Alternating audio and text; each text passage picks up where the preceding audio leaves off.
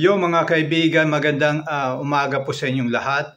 I think Benji D, Speaker of the House, gustong ipasa ang investigasyon doon sa ICI, kaibigan. Gusto niyang itigil doon sa House investigation, which is the Intracom, dahil ayaw niyang ma-influensya ang investigasyon sa House. So I hope it will continue the investigations and never stop. Dahil doon sa ICI, magiging tawag ito, walang interference sa House, kaibigan.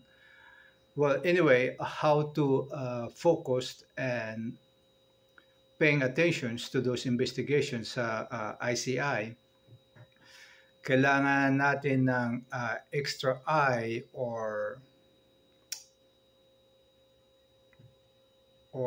news outlets to focus on that area.